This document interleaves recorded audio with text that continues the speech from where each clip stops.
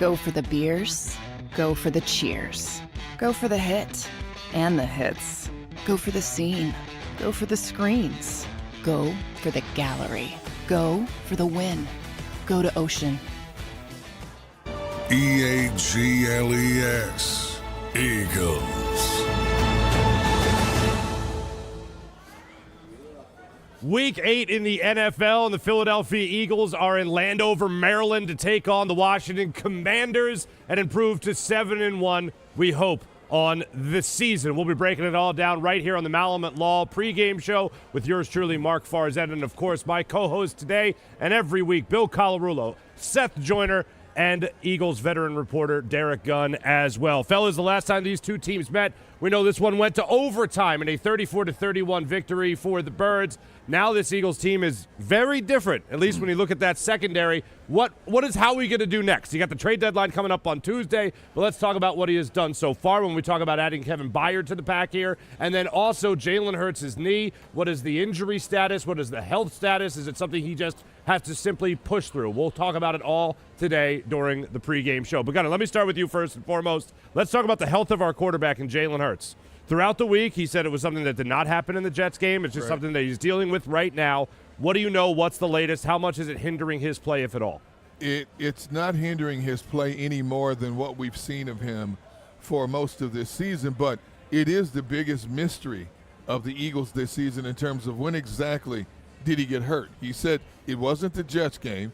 They've said it wasn't the Rams game.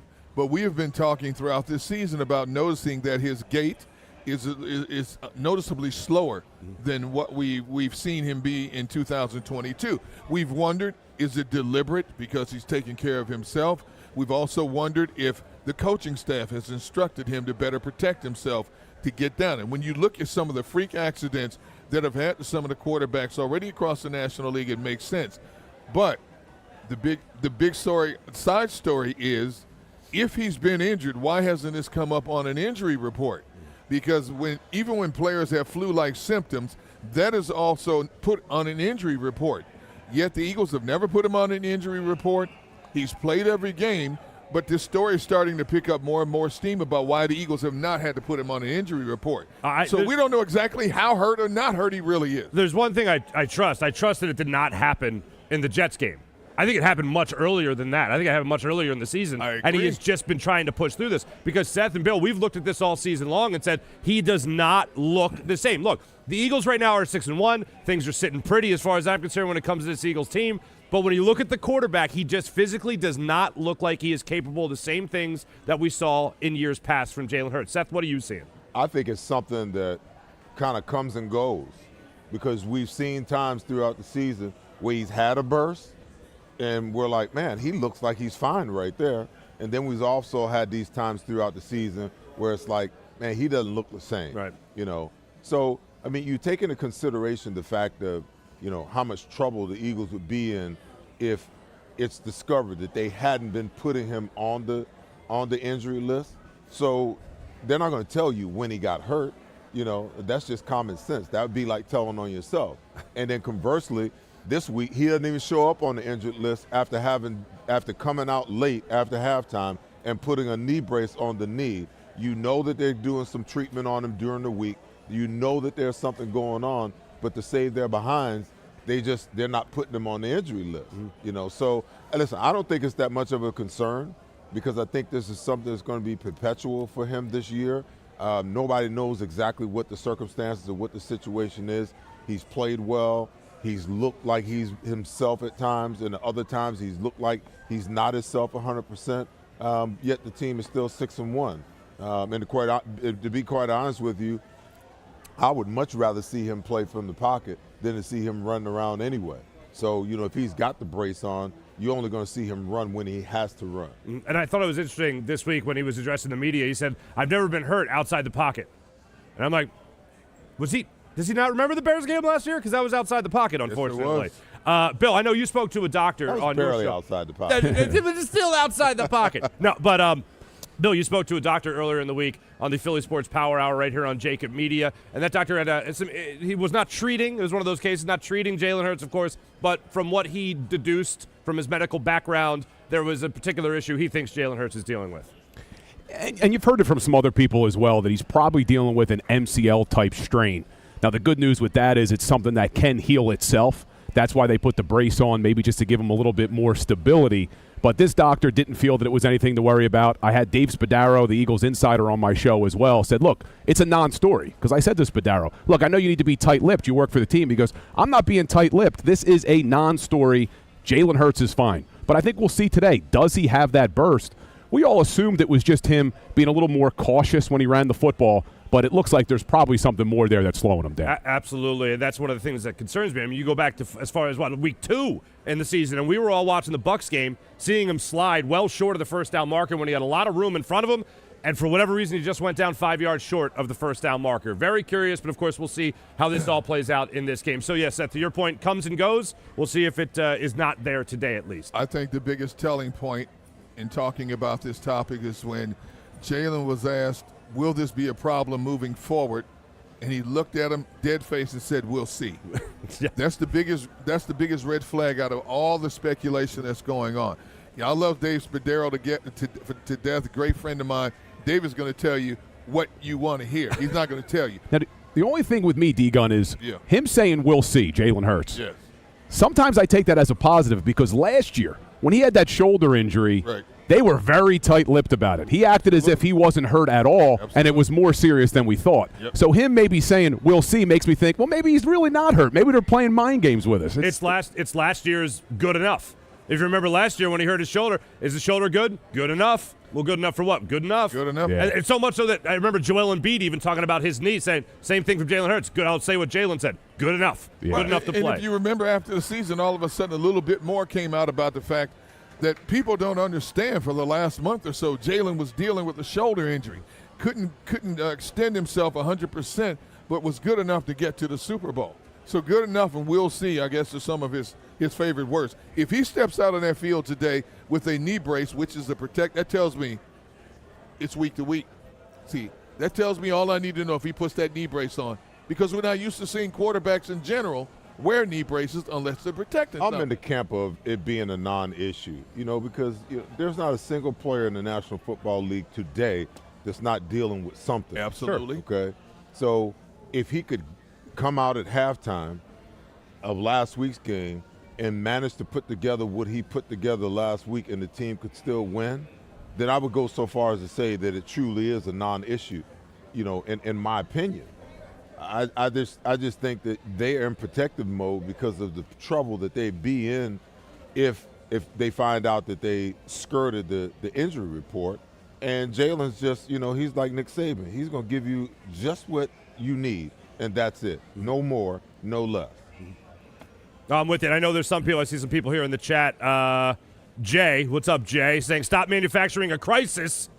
This is something that the Eagles quarterback himself has acknowledged. He's the franchise quarterback. We hope he's the franchise quarterback here for a long time. So we'd like to know that he's just 100% healthy or as close to as possible. Now, I mentioned it's a little bit of a different secondary now with the Philadelphia Eagles. Reed Blankenship's coming back with his from his rib injury, obviously. And now Kevin Byard, a two-time All-Pro, has been thrown into this secondary courtesy of Howie Roseman's latest wheelin' and dealin'. Trade deadline, of course, comes up on Tuesday at 4 p.m. But as of right now, what was your reaction, Seth? I'll start with you when it comes to adding Kevin Byard to the secondary. I said, I text the day that it came out. I was like, Howie freaking Roseman has done it again. It's phenomenal. The way that he's able to maneuver for Terrell Edmonds, who's not very much of a player, and a fifth and a sixth rounder. You go and you bring in a Pro Bowler. It's just amazing, what he's been able to do.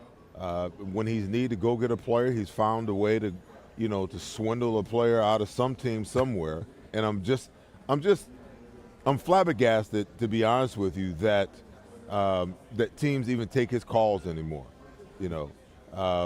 because this is going to be huge. I mean, you get Reed Blankenship back today. Nick Sirianni pretty much said that Kevin Byard is going to play the entire game. So that tells me that he's already familiar with the system. He already understands what it is that they're trying to do. That takes a little pressure off of having to play Sidney Jones at the safety position. And when you want to go some three safeties, now you got your third safety that you can actually, insert in the game and get really creative with. He's a playmaker, 27, interceptions in his career. This is a massive, massive get for the Eagles at this point in time. Is Howie done yet, Gunner? What do you know about Howie Roseman? He's the man never done. Sleep. The man's never sleep. I would think if they make any other particular move before their trade deadline, it was to get a little bit more depth at the offensive line. I don't see them needing much of anything else. You might say, well, they might want another veteran cornerback, but you have to give these young guys room to grow. We see the potential in the like of the young secondary of the Eli Ricks, the Sidney Browns. You've got to let these guys grow a little bit. You have 2 Pro Bowl corners to mentor these guys, and there may come a point in time you may need that youth down the stretch. And if we've seen flashes of them looking good, and we've seen flashes of them making some rookie mistakes. That's the natural progression they're going to go through. But I would say if there's one weakness that they have to look at, it would be getting some more depth along the offensive line, if anything. All right, so add to the offensive line sounds good, something they're always looking for in the trenches there. Absolutely. Bill, one of the interesting things, though, about this move here, going back to Kevin Byard, is that the Eagles' secondary, as much as we've had some criticism for it, you're talking about the 3rd best defense in all in the NFL in terms of total points per game. And now the Eagles have added a guy like Kevin Byard to that mix. They have also added a guy that's extremely versatile. They had a guy last year join them who had only been a nickel corner before in the NFL, in Chauncey Gardner-Johnson, all of a sudden turned into a Pro Bowl caliber safety. So now they're adding him into the mix, this guy and Kevin Byard here. How much does this elevate the Eagles' play going forward? I think it's going to elevate their play immensely. And you look at this Eagles defense, they've been a different defense since they let Sam Howell throw for 258 in Week 4. In the next 3 games, these passing offenses are averaging 183 yards a game. And yeah, the Jets weren't very good at throwing the football, but they did that against the Los Angeles Rams and then the Miami Dolphins, the number 1 passing offense in the league. And Terrell Edmonds played 100% of the defensive snaps. They shut down the number 1 offense in the league. And Howie Roseman says, yeah, but you know what? Bring in an all-pro safety. Love what they did there. Absolutely love what they did. But you ask D. Gunn if Howie's finished. A move I'd like to see them make is on the offensive side of the football, and that would be to bring in a big-bodied running back. We've talked about it before, but I went and looked at the stats. You look at the last 4 games, as good as we like to say this rushing offense is, running backs averaged 3.9 yards per carry against Washington, 3.6 yards per carry against the Rams, 2.3 yards per carry against the Jets, and 3.4 yards a carry against the Dolphins. So we had those 2 big games early on in the season, Week 2 and Week 3, which is keeping this rushing offense in the top of the league. They haven't been as good over the last 4 weeks, and I'd really like to see a compliment to DeAndre Swift. A lot of people are telling me, oh, he's already on the roster. It's Rashad Penny. Right. Well, clearly they don't have trust in this guy, or he'd be dressing on game days. So I don't think it's Derrick Henry. Don't get excited in the chat. I don't think it's Derrick Henry. But a big-bodied back to complement DeAndre Swift, I think would go a long way for this offense. I disagree. And this is why I disagree, Bill, because the Eagles don't want to run the football. Mm-hmm. That's pretty damn evident. They do not want to run the football because those numbers, they speak volumes, how low per carry they're averaging. But the truth of the matter is, in those games that you talked about, I want you to go and extrapolate out just the runs by the running back and tell me how many you get.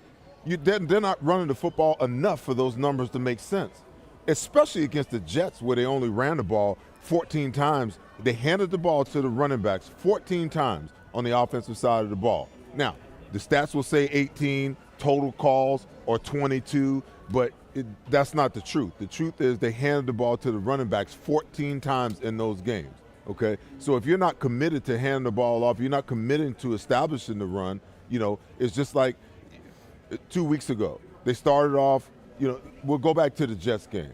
They started off and they ran the ball the first 2 times. They ran it for 1 yard, then they ran it for -2 yards.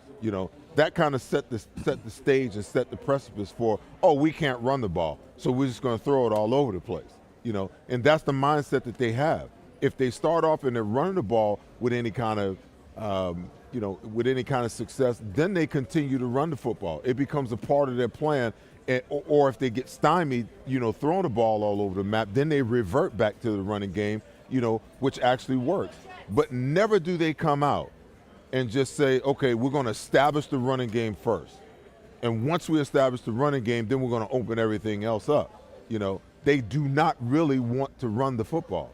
What they want to do is they want to throw the ball all over the map. And because of that those numbers look skewed, and they're going to look even more skewed because, when you throw Jalen Hurts into the mix, then it's like, they're averaging 150 yards per game rushing or whatever that number is. But, Jalen Hurts is averaging 40, 50 yards a game himself. Well, if you're only going to give your running backs the ball 14 times a game, how much success do you think you're going to have? The really good football teams that run the ball with some kind of efficiency, they're balanced, or they're close to balanced, or there's at least some kind of attempt to say, okay, we need to establish the run. We need to be balanced to keep offenses honest, And, I just don't see that's not in the Eagles' MO. The Eagles want to throw the football, and they're not going to revert back. They're going to run it every once in a while, or if they get in a situation where they're not throwing the ball as efficiently as they want to, then they're going to turn around and they're going to run the ball. And this whole concept about the short passing game to the back and the flat and swing routes, that's an extension of the running game. That's just BS. Because if that was your MO, when the running game isn't working, then you would lean more on a guy like DeAndre Swift and Kenneth Gainwell in the short passing game. But no, what you do is you get greedy, because you want to push the ball down the field instead of earning the right to push it down the field by running the ball and taking the short routes and making the defense play up and then taking your shot down the field. Bill, I agree with what a lot of people are saying as far as Rashad Penny, what you're saying about Rashad Penny. I think the guy that's going to help them in the run game is on the roster right now. Yes, it's not Rashad Penny. Boston Scott, but I was thinking more along the lines of Brian Johnson. Maybe called run plays would be the way to help establish that, first and foremost, because I don't necessarily think it's a lack of production. I think it's a lack of commitment to it. Now, the Jets game, to a degree, I understand, simply because there were so many injured members of the secondary for the Jets. But still, the Eagles I would say, so what, Farzy? But I agree. Do what makes you the best version of yourself. Who are you, and what's your identity? By the time you get to this time of the season, you should have an identity, and you should be sticking to that identity. Now, I get it. You can't come out and just hand the ball off every game and try to establish the run. Some games, what you do is you establish the run through the pass, and some games it's vice versa. Sure. But they came out just throwing the ball all over the map. They threw the ball 16 out of 19 plays on the first drive against the New York Jets. So it was clear that they were trying to go after the two young cornerbacks that were outside, okay? But when they realized that Jalen Hurts was having an off day, that it wasn't going so well, that Murphy's Law was unaffected, any and everything that could go wrong was going wrong. Fumble, bounced off the chest, hit the arm, interception, all these things going on. Don't keep doing that. Don't keep doing the same thing expecting a different result. Put your quarterback in a position where he can succeed when he's having an off day instead of trying to force the issue. It makes no sense to me, the way that they operate sometimes. I got news for you. I expect us to be sitting here on the postgame show talking about the Eagles throwing the ball a lot more than running the ball, because if there's one thing that Washington's defense does well, which is not many, it's defend against the run. They did as well a job as anybody could possibly do defending against this team's run the last time. Held them to 104 yards. I think the Eagles are going to be forced to throw the football a lot more, which means Jalen's probably going to have another 300-yard passing day. All right, we'll continue to kick around the running game, though, and how it can help the passing game later on. But first, we got to tell you about our friends at Del Val. Save 40% on your car insurance right now. You call our friends, Fran or Jim, right now with Del Val Insurance. Here's a word from Del Val.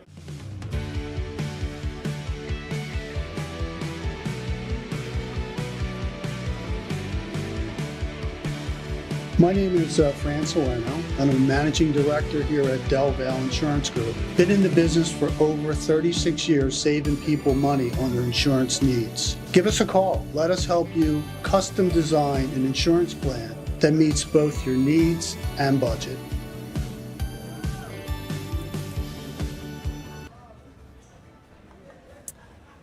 Welcome back to the Malamut Law pregame show. Marc Farzetta, Bill Colarulo, Eagles Hall of Famer Seth Joyner, and Eagles veteran reporter Derek Gunn joining us on the panel. Adam Malamut himself will be joining us momentarily. We're previewing Week 8 matchup between the Washington Commanders and the Philadelphia Eagles. Eagles looking to improve to 7-1 right now. Just the Kansas City Chiefs and the Philadelphia Eagles 6-1 with the best records in the NFL. The Cowboys are taking on the Rams later today. Jets are taking on the Giants, so it's going to be an NFC battle today, obviously. Looking at a lot of different things about this game, and particularly the Eagles' run game and what they need to do in order to keep it going. Now, one name we haven't mentioned, gentlemen, that could also help this run game is a guy named Cam Jurgens. So, Bill, when you look back on your numbers, how much have they been affected, really, since Cam Jurgens has not been on that offensive line? It's definitely been a factor. Like I said, we're looking at the average yards per carry for these backs, and even overall, when you include Jalen Hurts' numbers, they've dipped since Cam Jurgens has left. And I agree with Seth. They have not committed to the run. But you look at last week against the Dolphins, as good as they played, they did run the football with their backs 23 times. I just think, to Seth's point about when the passing game doesn't work and you have to lean on your run, do they have running backs that could really carry the load late in the season? As good as DeAndre Swift is, and I think he still needs to be your number one back. He has the ability to hit a home run every time he touches the football. Prior to this season, he had only carried the ball more than 15 times in a game twice. So I think as this season goes on, and it gets later on into the year, the weather starts to change. It was a real luxury last year to be able to lean on that running game when the passing game wasn't working, and I'm just not sure they have enough depth at that running back position with who they have right now. I am very curious because since the start of the season, I mean, Rashad Penny, it was all about if he stays healthy. If he stays healthy, this guy can really help the Eagles out of the backfield. Gunnar, why has there been such a miscommunication between the front office and the coaching staff about Rashad Penny? I'll put it to you like this. It's a very blunt question, but why is he even still on the team? Everything that I've been told consistently when you mention his name is insurance policy. Insurance policy. They've identified early in the season that Gainwell and DeAndre Swift are going to be their main backs. And because of Penny's injury history, basically he's a protectant if somebody goes down for a significant amount of time, which I've never seen the Eagles basically do in any other year except this particular year. They identified that he still has a little bit left in the tank, but they're a little worried about his health status. So say somebody goes down in late November, December, you've got somebody already in the fall who's not just a rookie you have on a practice squad, somebody, number one, who's now well-versed in your offense. Number two, is a proven veteran and a proven commodity. And let's face it, he's a bigger back that runs between the tackles. You talk about that bigger back.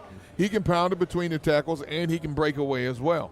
From the Eagles' perspective, if what I've been hearing is true, it's great on their part that they take this approach. Now, if I'm Rashad Penny, I'm ticked off because if you had told me this back in April when you signed me, I don't think I would be signing with the Philadelphia Eagles, especially considering that he's trying to make more money in 2024. All right, so when he has been active the few times. Was he one carry? if that. And I will say this, in the very brief amount of time that we've seen, a very limited time, he does look very slow to the line of scrimmage. Doesn't look like exactly someone that's going to explode through the hole that's opened up there by the offensive line. Mm-hmm. So that's obviously a concern. Well, it's a concern, but then we ask the question, the Eagles are smart enough. What do we know about Howie Roseman? When they identify something they need, he goes out and gets it. He did it last year. C.J. G.J., Linval Joseph, and Ndamukong Suh. He did it this year. Bradley Roby, and now, of course, Kevin Byard. Why are they keeping him? It goes back to protecting insurance policy, which is a little bit different from the mindset of the Eagles normally. But I'm not saying I'm against it. But if they didn't tell Penny this when they signed him, then shame on him in that regard. Yeah, a little bit. One thing I want to get into with Seth, and you're the only one that can answer this question, but I got to ask it. It comes to this last matchup with the Commanders back in Week 4 where you just squeaked out the overtime victory.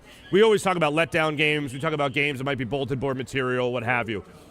Have you ever won a game and still had a bad taste in your mouth about the way it was played and then use that almost as motivation for the next time you face a divisional opponent, like maybe the Eagles might be looking at this game against the Commanders? Because looking at the records, the Eagles should be the clear-cut favorite, they're a 7-point favorite going into today's game. But looking at this type of matchup as a former player, is it something that you want to get a bad taste out of your mouth for the way the first game ended?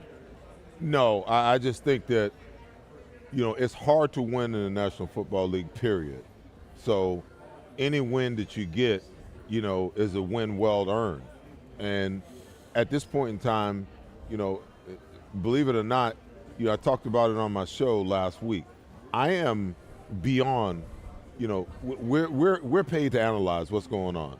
But the truth of the matter is this team is 6-1, and they really should be 7-1, if they would have made some better decisions. They've got the top record in the entire National Football League, okay? And here we are, complaining about this football team week in and week out.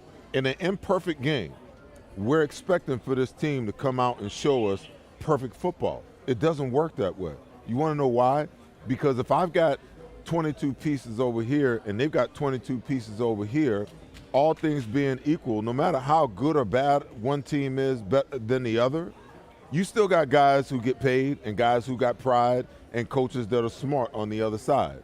So even your best called plays, sometimes they just don't work. The other team, gets you. In my guy Barrett Brooks' words, sometimes, you get the bear, sometimes the bear gets you. That's really what it comes down to.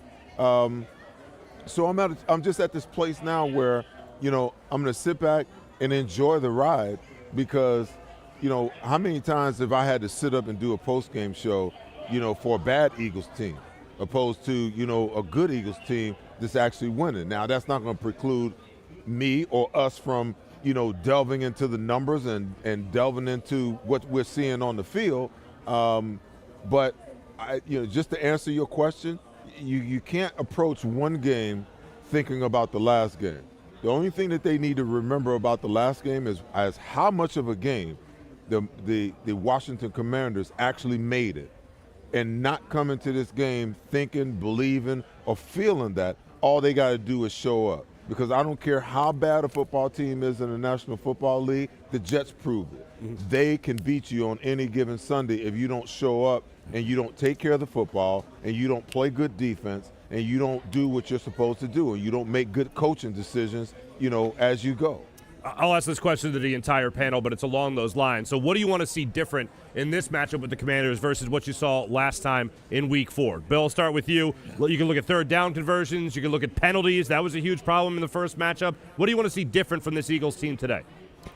I really want to see that defense shut down Sam Howell and really get after him. I know they had 5 sacks in the last game, but you look at this Washington Commanders offense, they are on a historic pace, giving up 40 sacks through 7 weeks of the season. So I expect 5 sacks. I think they may double that today.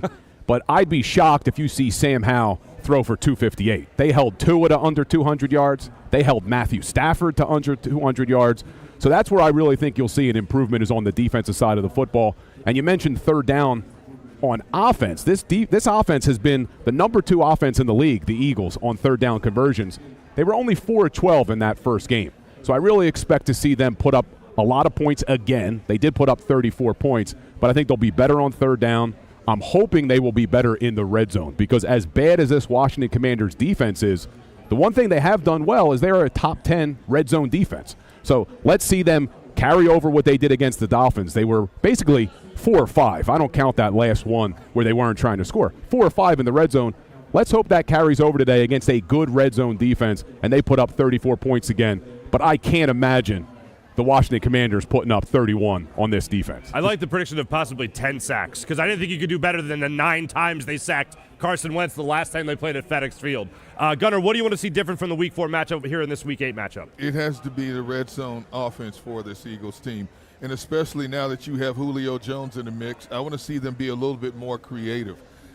This Eagles offense, as good as it is, we've talked about this time and time again, they don't use a lot of motion to try to get defensive players out of position. They just attack you. Now that you have a proven veteran like a Julio Jones, a big body to go along with a big body like an A.J. Brown, I want to see them attack more in the red zone, put more points in the end zone, not 3s but 7s.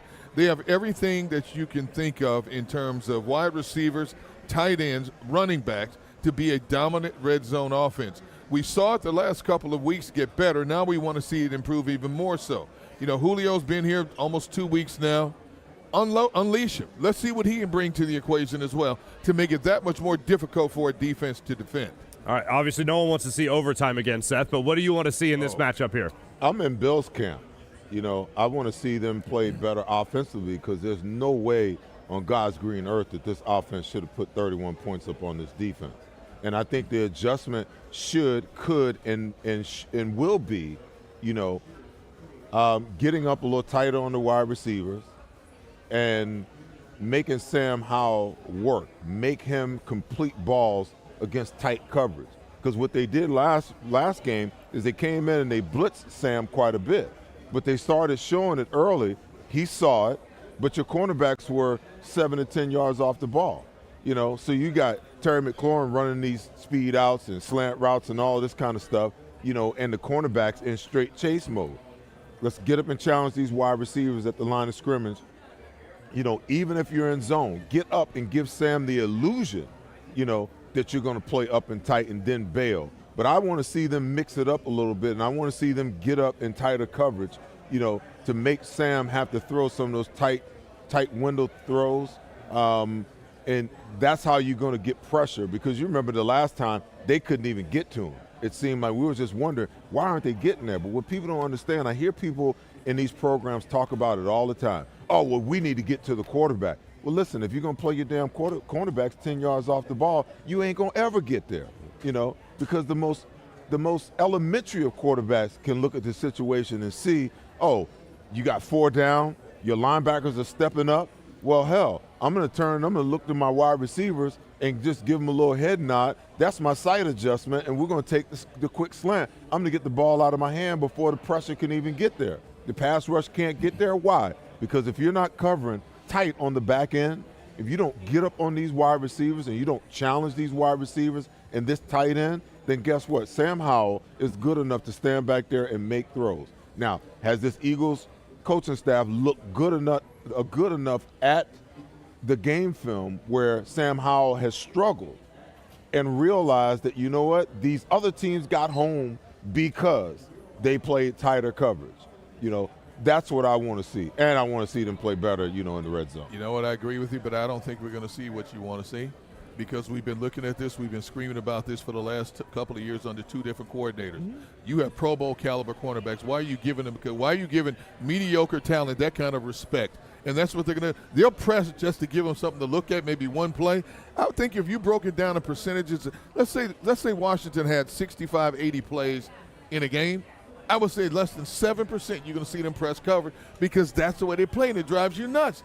Well, what's the difference between, you know, playing a Washington team and playing a Miami team? I mean, listen, you had Tyreek Hill, sure, you know, and you held that team way under, you know. They had 244 total yards. Yep. I'm not talking about just in the passing game, but total yards, 45 games. So they had 199 total net yards passing last week. So tell me, why is it that you could do that to the high-flying Dolphins, but you can't figure it out against Miami? I know. I mean, you can't figure it out against Washington. Well, it makes no sense to me. Hopefully they figure that one out today. Now, Adam Malamut's going to be joining us momentarily here on the Malamut pregame show. And also, we have a special announcement here on the JAKIB Media pregame show about something going to be going on a little bit later in the season. We'll be back in a few. Go for the pulls and the pools. Go for the oohs and the ahs. Go for the bubbles and the bubbly. Go for the story and the stories. Go for the win. Go to Ocean Casino Resort. Book your trip at theoceanac.com. Any professional sports coach will tell you there's no substitution for preparation. At Malamut & Associates, that is a tenet by which we live. We prepare from day one for victory. Anything less is not acceptable. We're here to show you a better way to spend your state income taxes and get the money to where it's needed to most to the thousands of qualified kids. What we like about Blocks is they really know where the need is. This program ensures that their dollars come 100% into these kids for their tuition assistance. If you are able, Blocks makes the EITC piece go very quickly and very smoothly. Turn your PA State tax liability into need-based scholarships and receive a 90% tax credit.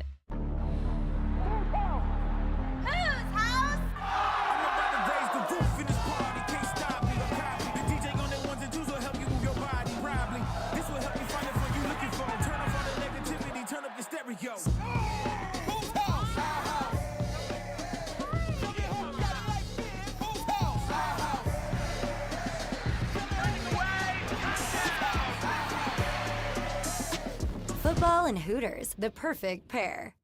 They're carving them up and good play calling along the way. First and goal at the 6.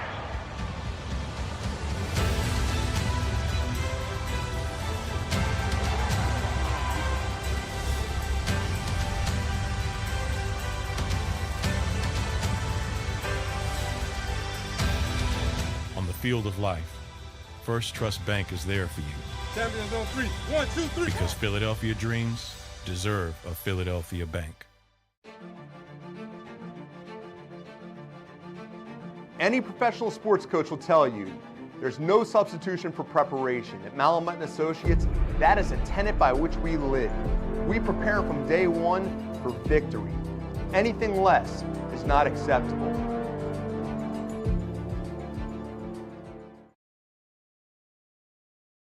My name's Jason Lombardi. I'm an inspector at DryTech. At DryTech, we offer 3 major services. The first one being basement waterproofing. The second service we offer is foundation and structural repairs. And then the third service that we offer is mold remediation. If you feel you are having a waterproofing issue, give DryTech a call or check us out online.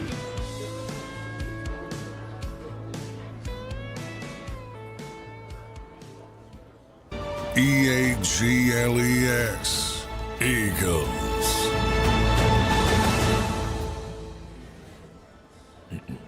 Welcome back to the amazing Gallery Bar booking games here for the Malamut Law pregame show. Marc Farzetta along with you, along with veteran Eagles reporter Derek Gunn and Eagles Hall of Famer Seth Joyner. And joining us right now to help us out on this panel, Adam Malamut himself. Adam, of course, you always do a great job representing the fan here on the pregame show.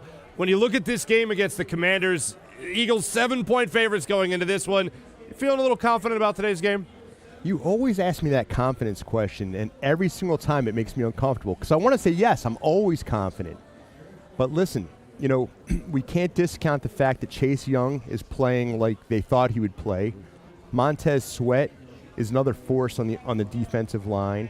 And we know that Jalen Hurts has not been the player that he was last year. So my answer to you is yes, I'm confident. But I don't want to be overly confident. I don't want to take for granted the fact that we're playing a team that has a bad record. All right, so I'll ask you this then. Not so much about Jalen Hurts and the knee issue or anything like that, but it just comes down to that Week 4 matchup. We just went around the horn here talking about things that we want to see different when it comes to the run game, when it comes to the red zone, when it comes to the passing defense. Adding Kevin Byard to the mix here should help that. What do you want to see different from this matchup now versus what you saw in Week 4? I want to see Jalen hold on to the ball. I want to see Jalen, if he's uncomfortable, just go down, man. Take the sack. But don't make bad decisions. You know, one of the interceptions that he had in the last game was just, it was a tip. You know, there was nothing that he could have done about that particular one. But no fumbles. Let's watch where we're throwing the ball. He's got a dynamic receiver set. Just make better decisions. You know, get back into the comfort zone that he was in previous years. Now we've talked a lot about Jalen and the knee issue, right? How much attention to pay to it and how much not.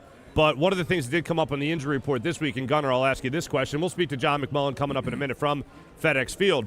But we're looking at a guy like Jordan Davis on that defensive line, Gunnar. Right. How much concern? You already look at Bradley Roby. He's going to be out for today's game with the shoulder injury. Then you have a hamstring injury right now with Jordan Davis. What's the expectation there? What do you know?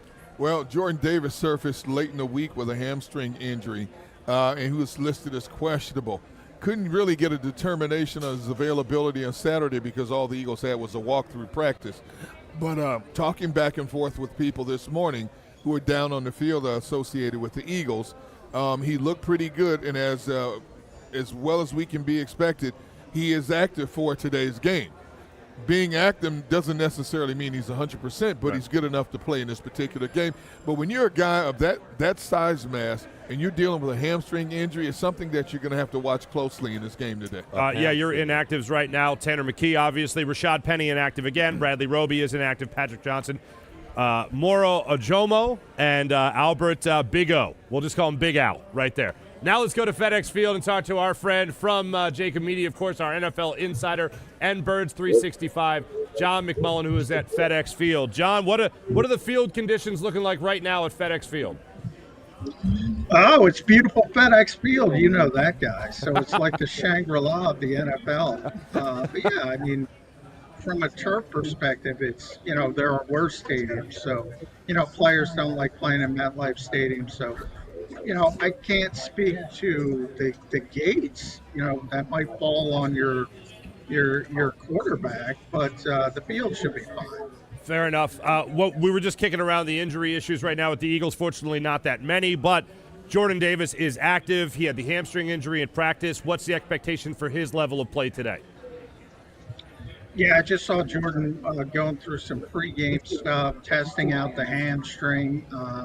You mentioned Mark, the inactives. He is active, so he's going to try to give it a go. But, to me, the bigger question is he going to get his typical workload? The Eagles were very heavy 55-man punt team against Miami. Now, they only were out, I think, there for 48 defensive snaps. So it wasn't a lot anyway. But I think, with Jordan kind of banged up, I think you might see more 40 fronts than 50, but we'll see how that shakes out. Obviously, it's been the best run defense in the NFL, and that foundation is built on Jordan Davis, so he's a key part to that.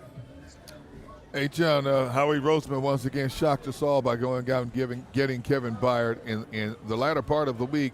Nick Sirianni singing his praises about how quickly he's grasped the Eagles' defensive concepts. With Nick basically giving him a green light, do you expect him to be in there at least 90-95% of the plays? Yeah, I would.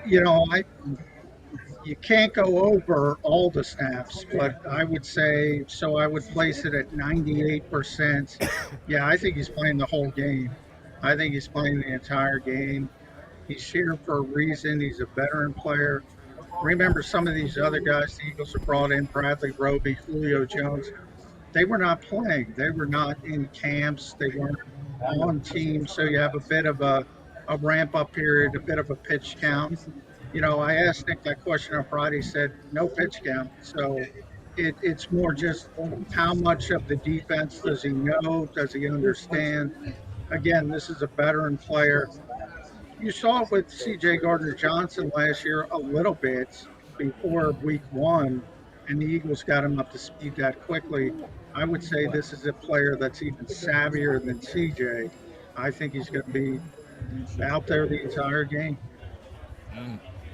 Hey, John, help me understand this hamstring injury that Jordan Davis mysteriously came up with. You're 6'5", 345 pounds. I just need him to run from tackle to tackle. I don't need him running out in space. And I'm just trying to understand that because you don't see the big guys with hamstring injuries that often.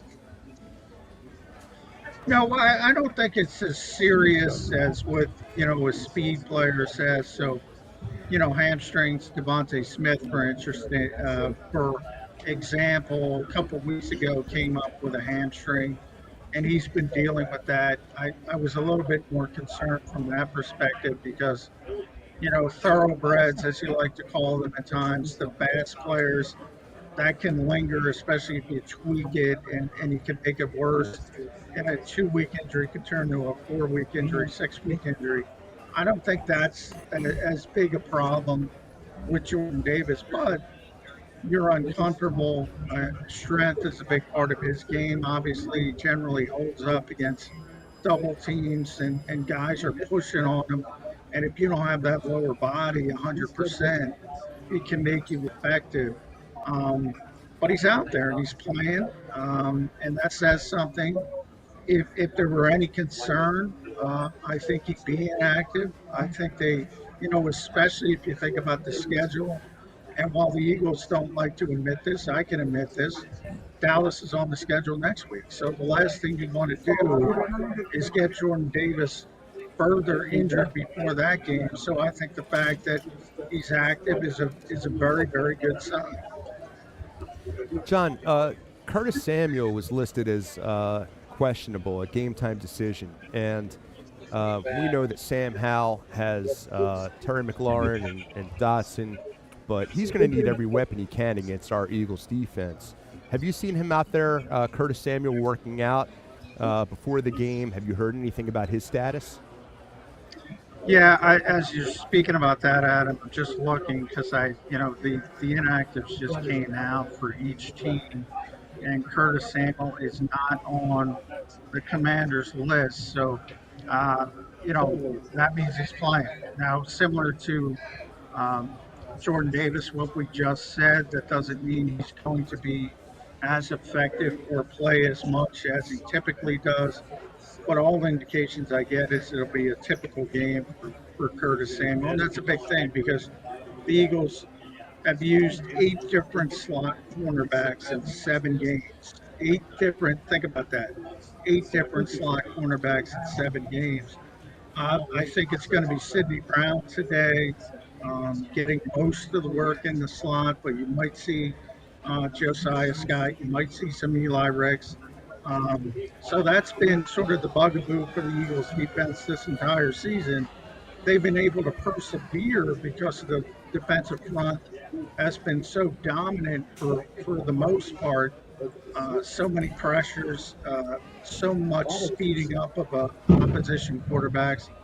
And I think that's why you see Howie Roseman going out and making a deal like he did this week.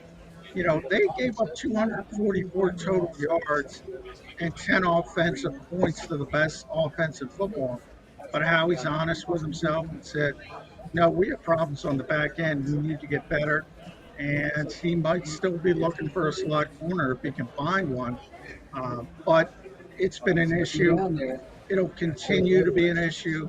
And really, I wrote about it this week. The defensive front has really been the best slot cornerback on the Eagles. Gotcha, John. When it comes to this Eagles offense, though, we've talked a lot about the run game and DeAndre Swift being a huge impact player in the first 3 weeks of the season, really weeks 2 and 3, a little bit into week 4, obviously, as well. And then that has kind of gone away in recent weeks here. How much has Cam Jurgens not being on the offensive line impacted their decision to run the football and Brian Johnson calling more run plays? I don't think much. I mean, Cam's a better player, obviously, but I do think Sua has held up pretty well, and Cam's eligible to come back after this game. Saw him in the locker room a couple times. It seems like he's ready to go, so that's something to look forward to. But, the Eagles lead the league in rushing attempts. So I don't know if people know that, but Baltimore's number 2. They've rushed the football more than anybody else. So I'm not sure how much it's affected them. Now, Jalen Hurts is a big part of that as well, obviously. But, I think more of the impact on DeAndre Swift versus less impact had to do, if you go back all the way back to week 2 when he broke out, they were playing light fronts. Brian Flores came in and said, you know what, we're going to force him to throw the football. And he never came out of that, and he had a huge game. Other teams are playing the Eagles differently, paying more attention. Everybody has paid more attention to the run game than Minnesota, so it becomes more difficult. There's only 32 teams in this league, and if you're number 1 in rushing attempts, that means you're running the football more than anybody else. So I don't know if Sua had it. And by the way, Sua's reputation is he's a better run blocker than pass blocker. So if anything, it would kind of steer you in the other direction. Hey, John, we were debating this earlier on the show about the Eagles cornerbacks showing so much respect to the opposition's wide receivers, and when you look at a guy like Sam Howell at this stage of the season who has to be somewhat shell-shocked. I mean, this kid's got 40 sacks on his ledger and is on pace to 97 sacks for a season. I would think it would make him a little bit more skittish. It's driven us nuts in a lot of ways how the Eagles cornerbacks like to play 7-8 yards off the ball. Do you anticipate them changing that, forcing the issue a little bit more, making Sam make quicker decisions, get their cornerbacks up in the wide receivers' faces, or is it going to be the same old storyline because that's what we've seen much of this season? No, well, I think it's more philosophy driven than anything else. You know, we talk about that a lot. That's the philosophy of this particular defensive scheme that they run. They're trying to make teams go down the field, long drives, hoping for a negative play, a mistake.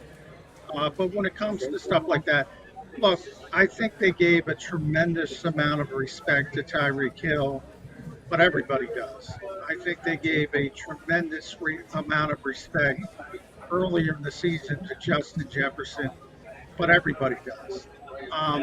Other than that, I think it's typical business as usual, and that includes this Commanders team, which has some, don't get me wrong, they have some very good receivers, but they're not in the caliber of a Tyreek Hill or a Justin Jefferson. So I think that's dependent on opponent.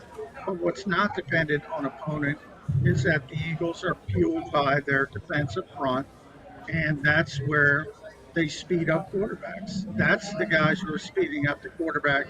They're second pressures in the NFL, second quarterback hits, fourth in quarterback sacks. So they've been a very effective unit throughout this season. You could argue the most effective unit on the entire team.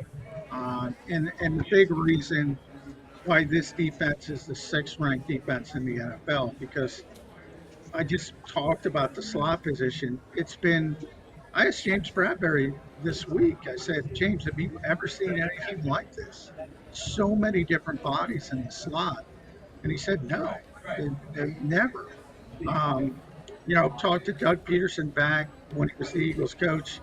And I always remember what he told me, what's the quickest way for a season to get off the rails? He said multiple injuries at the same position. Well, the Eagles have gone through Avonte Maddox and Mario Goodrich and Eli Ricks and Sidney Brown and James Bradbury. Slay came in the slot for a few snaps against the Los Angeles Rams. On and on and on, different body after different body. Some injury. We don't even talk about Zach McPherson going back to the preseason. They've lost so many different slot cornerbacks. Bradley Roby's hurt now.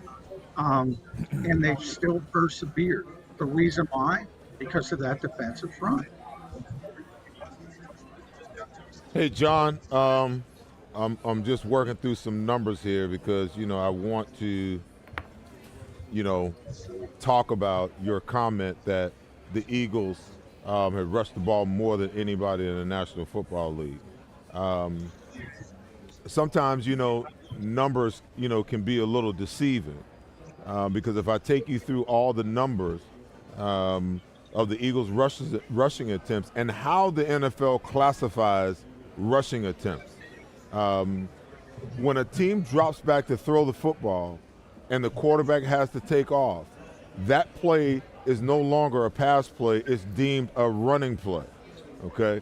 So when my quarterback in week 1 runs the ball 9 times, in week 2 runs it 12 times, 10 times, 17 times, 18 out of 22 times, I think those numbers can be a little misconstrued because I believe that the true tell and the true barometer of how much a team is committed to running the football and how successful they are at running the football is determined by how many times you turn around and you hand the ball to your running back. See, to me, a passing play that turns into a running play is really not a passing play. So there's a little fallacy in that to me.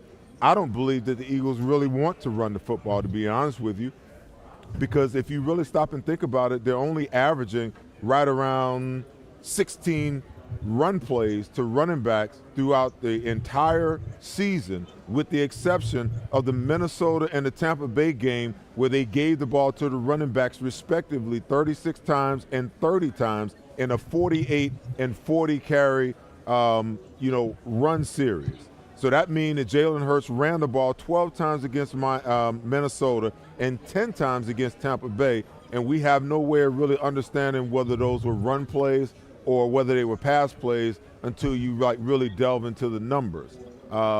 So I'm just going to continue to ring this bell, because I believe that the Eagles are a much better, rushing football team than they give themselves the ability to be, because they're not really committed to running the football the way that they need to be, and I think they need to become that.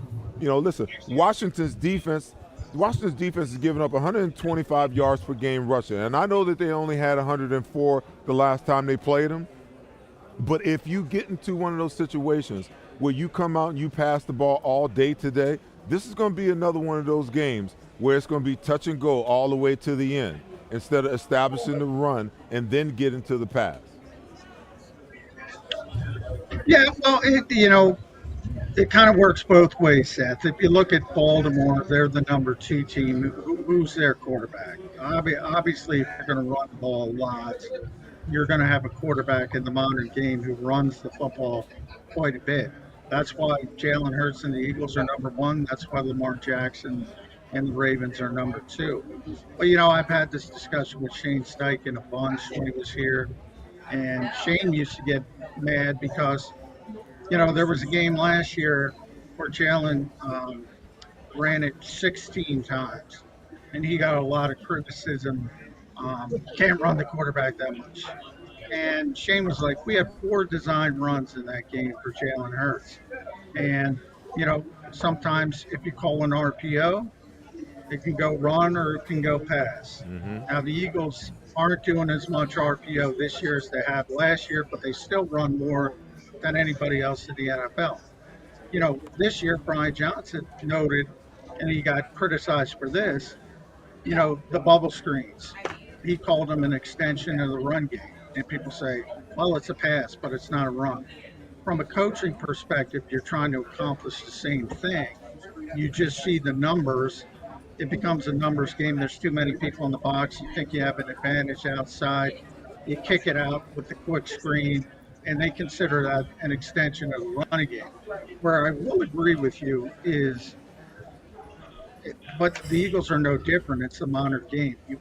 Their philosophy is you pass to run the ball. Back in different eras, you ran the ball to pass the football. Now it's the exact opposite.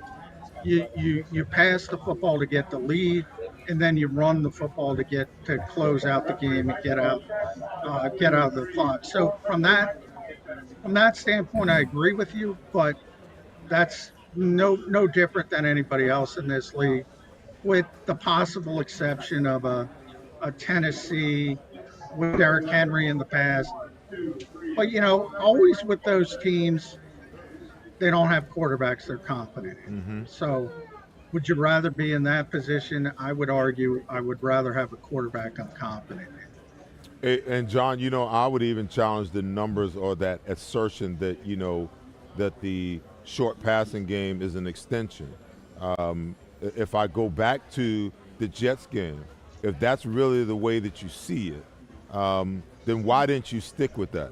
Because you had 3 interceptions in that game, where if, the short passing game is really an extension, because they came out early in the year, early in that game, and they did pass the ball early. If I remember correctly, DeAndre Swift had quite a few catches in that 19-play drive, okay?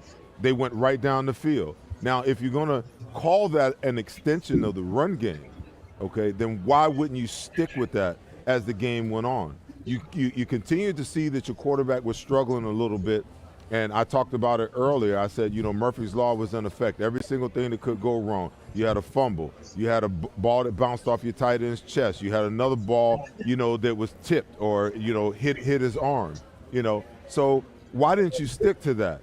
Because, a lot of the issues that the Eagles have sometimes is that they want to be explosive and they want to push the ball down the field.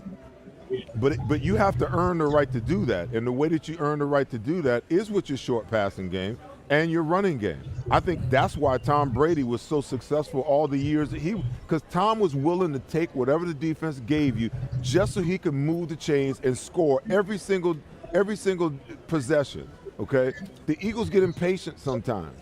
And when they get impatient, that's where they get in trouble because they want to be explosive. They'll take the short stuff for the first couple of drives, but then all of a sudden they start trying to force it down the field, and you cannot do that. You've got to force the defense to give you the look that you want so that you can now take what you want. But if the defense is just going to play the way that it plays, you can't force the ball down the field, when it's just not there. And the Eagles, to me, sometimes don't seem like they're patient enough to play the game that way. If the object of the game is to win, then you do whatever is necessary, and if that's the short passing game or the run game, or if team wants to show you the blitz and you're going to pick it all up and then throw it downfield, then you do that. Well, I would say, Brian's answer to that would be you're not throwing a bubble screen to throw a bubble screen. You're throwing a bubble screen because you have the numbers and the defensive scheme is steering you in that direction. Most offenses, not all the time, but the vast majority of the time, come up to the play with two options, a run or a pass option. You hear quarterbacks all over the league, kill. Used to hear it a lot with Carson Wentz.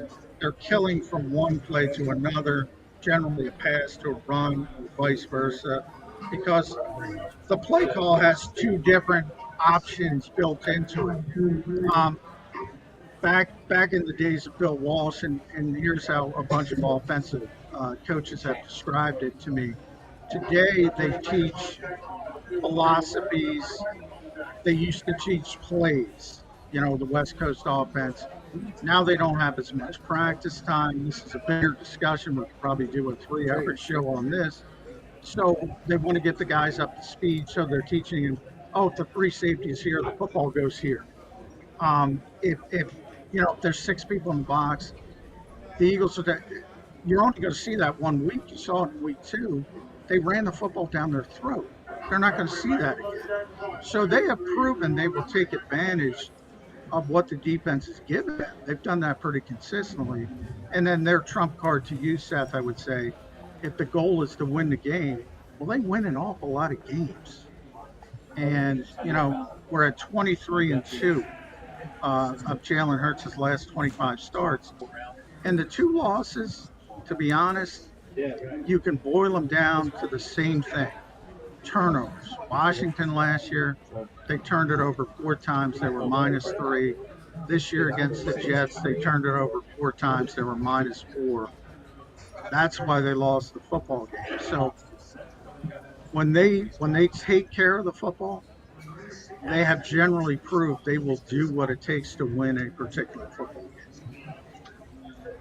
John, I think that I may even lead the group of Eagles fans that are frustrated with Brian Johnson and his play calling. Jalen Hurts is our franchise quarterback. There's no question about that. Jalen Hurts has a left knee that he's nursing. There's 2 guys on the defensive line for the Commanders that have the ability to get to Jalen Hurts. To Seth's point, we're extremely effective when the Eagles run the ball and they run it through a running back. Why would they not take advantage of this opportunity in this matchup to keep guys who can get to the quarterback off of your franchise quarterback, preserve him, get him to the next game, and at the same point, use those huge guys that you have up front that can move mountains. We've seen this. We've seen this offensive line literally, what they did with the Rams was a great testament to how they were able to neutralize, probably the best defensive lineman in the last 15 years in Aaron Donald. So why wouldn't they use that and run the ball, give DeAndre Swift his touches? And I heard what you just said about pass to set up the run to close out the game. But don't you have to adapt to the competition that you're playing week to week with the conditions that you have week to week? Well, yeah, I mean, that would be their argument. That's why I bring up the week 2 game. I mean, there was a defense that came in that said, we're going to take away the passing game. We think that's the best way to beat you. And the Eagles ran the football for whatever it was, 200 plus yards. DeAndre Swift, that big coming out game.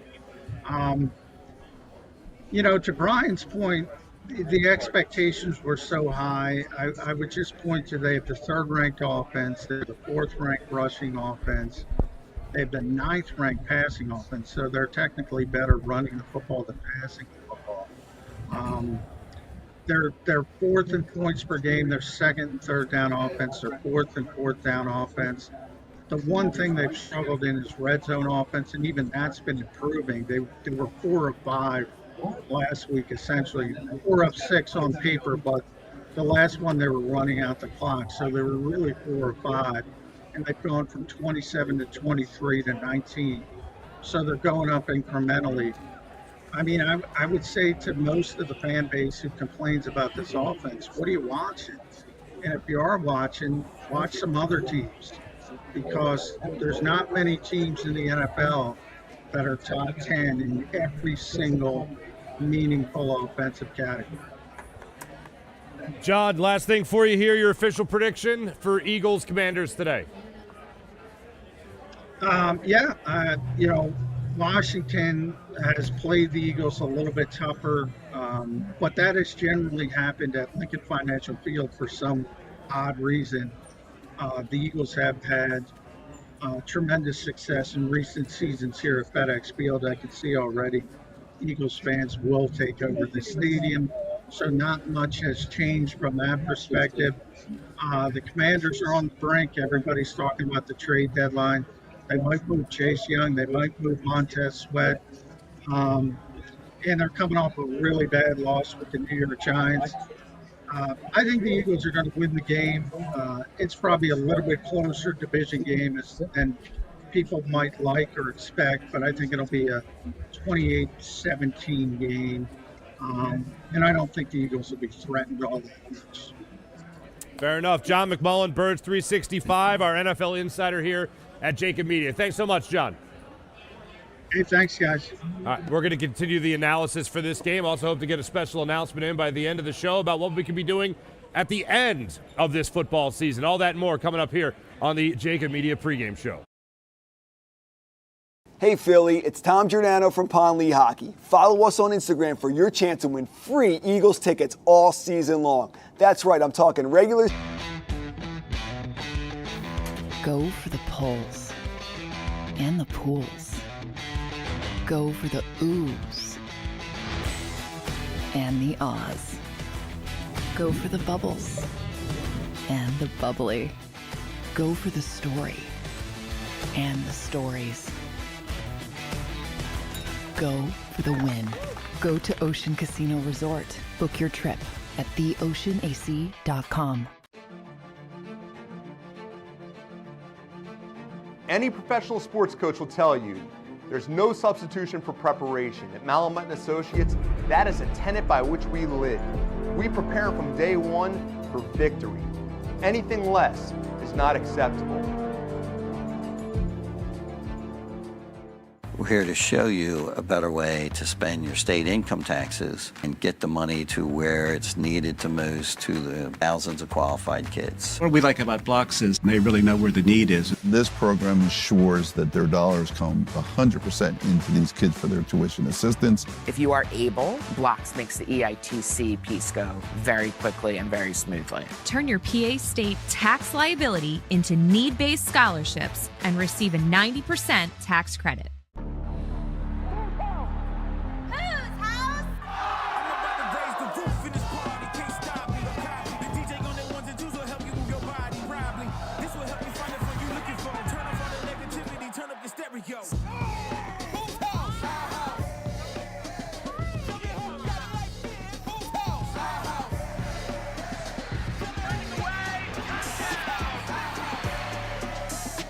Football and Hooters, the perfect pair. They're carving them up and good play calling along the way. First and goal at the 6.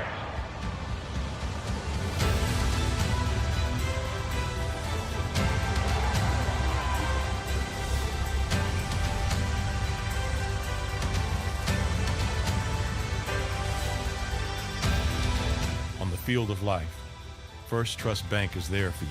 Champions on 3. 1, 2, 3. Because Philadelphia dreams deserve a Philadelphia bank.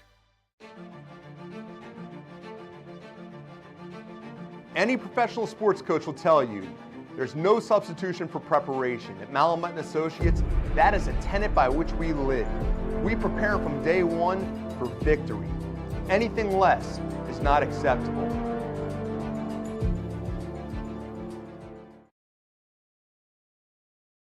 My name's Jason Lombardi. I'm an inspector at DryTech. At DryTech, we offer 3 major services. The first one being basement waterproofing. The second service we offer is foundation and structural repairs. And then the third service that we offer is mold remediation. If you feel you are having a waterproofing issue, give DryTech a call or check us out online.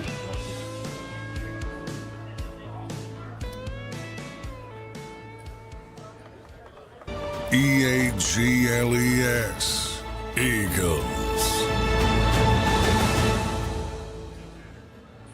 Welcome back to the Malamut Law pregame show here at the incredible Ocean Casino Gallery Bar Booking Games. Our man Zach actually just came down with a little help here, a little hair of the dog if we had a little fun here last night. You know, the Halloween party at Ocean Casino. Sea Isle Spiked Iced Tea Lemonade, the champagne of the shore, I'm told. So there you go, ladies and gentlemen. It is prediction time for Eagles Commanders and this Week 8 matchup. Adam Malamut, sir, why don't you kick it off for us here? What are you seeing, how the game plays out today? You know, if they run the ball, if they stick to a script that protects Jalen makes the right moves, A.J. Brown extends that over 127 yard per game streak, I see a big number. I'm thinking 34-10. 34-10. 34-10. In favor of the Eagles winning a very handily in the divisional matchup. Absolutely. All right, I'm very similar to John McMullen here as far as the prediction goes. The 28-17 prediction that he had right there when we talked to him a couple of minutes ago is interesting. I'm at 27-17 in favor of the Eagles today. I think it's the same thing when it comes to Jalen Hurts trying to protect the football. I think it's a very similar thing when you're looking at A.J. Brown being the guy to carry the rock the most, catch the rock the most there from a guy like Jalen Hurts today. And I'm looking at this Eagles defensive line to absolutely go after Sam Howell today, a man that is on pace to set a new sack record for time sacked in an NFL season, held right now by David Carr at 76 in a single year. Sam Howell is well on his way to passing that mark, and I think the Eagles' defense today with Fletcher Cox, obviously with Jalen Carter, and having a guy as versatile as Kevin Byard to that secondary will help in that effort. 27-17, Eagles get the victory today. Gunner, what say you? I find it interesting, you know, and based off what John McMullen was talking about, how Washington, how tough they play this Eagles team. Sam Howell's best passing day of the season was against the Eagles, 70% completion. The Giants held him last week to 52% completion. I think the Eagles make the adjustments to rattle him a little bit more. He doesn't come anywhere near close to the 70%.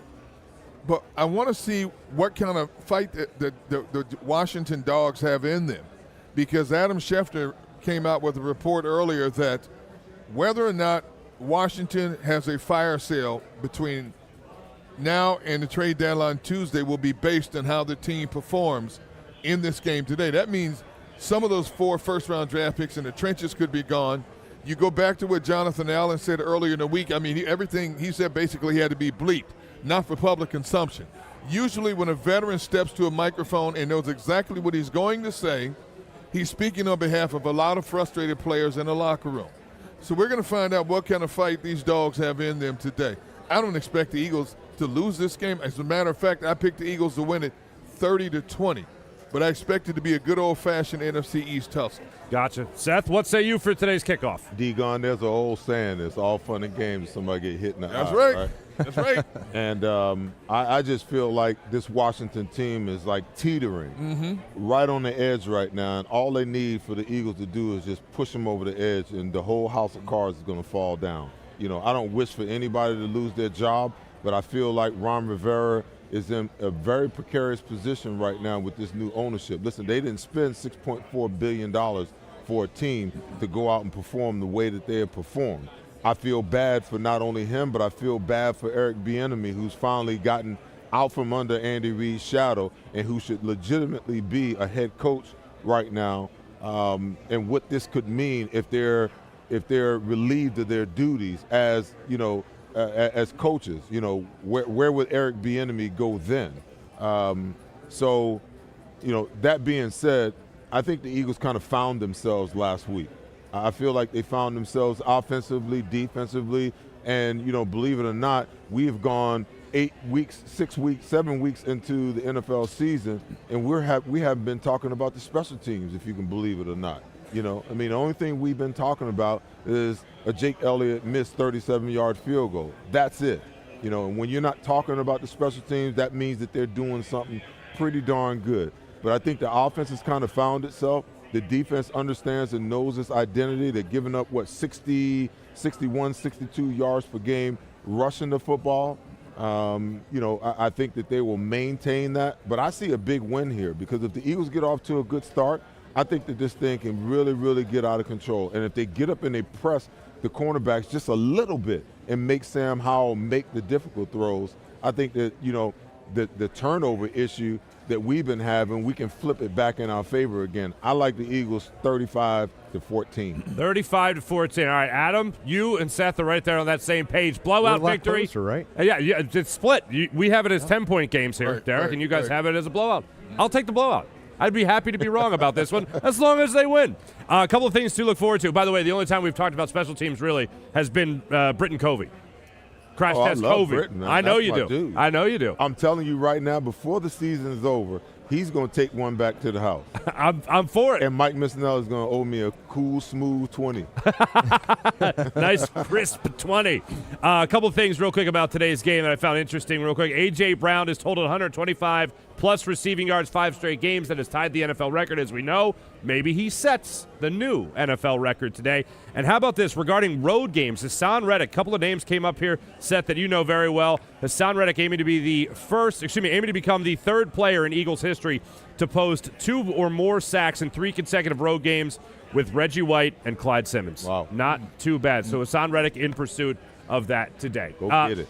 Farzy, just to add to your A.J. Brown stat, over the last 13 games, A.J. Brown is pacing for 1,928 receiving yards over a full season. So if you want to talk about Offensive Player of the Year, which is too early, but a guy who should be right in the mix, if he continues this pace, you're talking about all kinds of records being broken. Listen, I love what A.J. has been doing, but it's time for DeAndre Smith to make his presence felt. And he usually plays really well down in Washington, D-Gun. Yeah. So I'm hoping for, I'm not looking for, but I'm hoping for a big day for him because, he's been a silent partner in all of this, and I just believe that in order for the Eagles, and what A.J. Brown's been doing is phenomenal, but at some point in time, defensive coordinators are going to get smart enough to start taking A.J. Brown away any way they can. Play inside technique, jam him, make him release outside with help over top. That means that, you're taking away all of those inside routes, and everything you're going to throw him has to be outside and over the top. So then that tells me that Devontae Smith, I don't know why I keep wanting to say DeAndre, Devontae Smith is in line to really break out. We've seen Dallas Goedert break out with his 100-yard game. Then he comes back last week, 5 receptions for 77 yards and a touchdown. It is high time for Devontae Smith to have a breakout day, and I get the sense that this might be the day. All right, let's hope that today is the day. Thanks for watching the Malamut Law pregame show. We did mention we have a special connection here, and we're going to go to it right now when we talk about the great people at EBOD and our partnership with them for this season. And when you think about EBOD, you think about making sure that you can combat Alzheimer's. And just like any football team, the strength lies in the players working as a team. The more people who support Alzheimer's research and caregiving, the stronger, and also the collective effort is that much stronger to combat the disease. This November, during Alzheimer's Awareness Month, JAKIB Media joins forces with EBOD Foundation to lead the charge for a cure. Your donation today not only supports this critical mission, but also enters you to win a trip to the big game in Vegas. It's your opportunity to get to the big game in Vegas. For 2 tickets to that big game, 2 nights at a hotel, and $2,000 in cash for expenses, all you have to do is text the word SCORE to 833-202-9835. That's text the word SCORE to 833-202-9835, and you'll have an opportunity to win a great trip to the big game. Make sure you also use the promo codes Team Miss, Team Gun, Team Farzy, and of course, Team Seth as well. We'll be back with you guys for the halftime show of Eagles Commanders, and then we'll be along for the ride here with the Eagles postgame show, all on the JAKIB Media Sports channel. Thanks for watching the Malamut Law pregame show, and go Birds. Hey Philly, it's Tom Giordano from Pond Lee Hockey. Follow us on Instagram for your chance to win free Eagles tickets all season long. That's right, I'm talking regular season, playoffs, and even the Super Bowl. So follow us on Instagram for your chance to win free Eagles tickets. Go for the polls and the pools. Go for the oohs and the ahs. Go for the bubbles and the bubbly. Go for the story and the stories. Go for the win. Go to Ocean Casino Resort. Book your trip at theoceanac.com. Any professional sports coach will tell you there's no substitution for preparation. At Malamut & Associates, that is a tenet by which we live. We prepare from day one for victory. Anything less is not acceptable. We're here to show you a better way to spend your state income taxes and get the money to where it's needed to most to the thousands of qualified kids. What we like about Blocks is they really know where the need is. This program ensures that their dollars come 100% into these kids for their tuition assistance. If you are able, Blocks makes the EITC piece go very quickly and very smoothly. Turn your PA State tax liability into need-based scholarships and receive a 90% tax credit.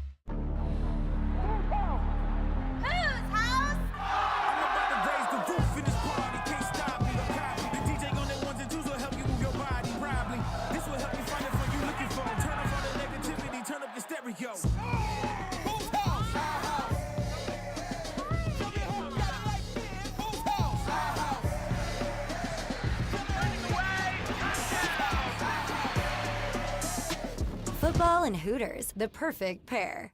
They're carving them up and good play calling along the way. First and goal at the 6.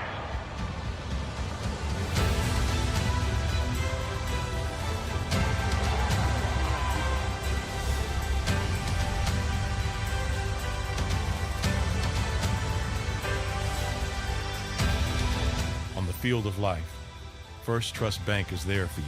Champions on 3. 1, 2, 3. Because Philadelphia dreams deserve a Philadelphia bank. Any professional sports coach will tell you there's no substitution for preparation. At Malamut & Associates, that is a tenet by which we live. We prepare from day one for victory. Anything less is not acceptable.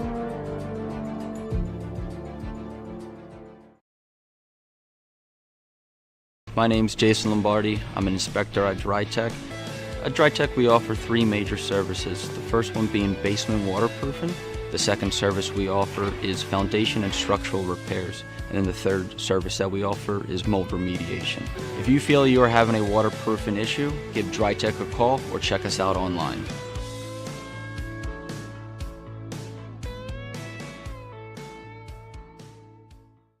EAGLES, Eagle.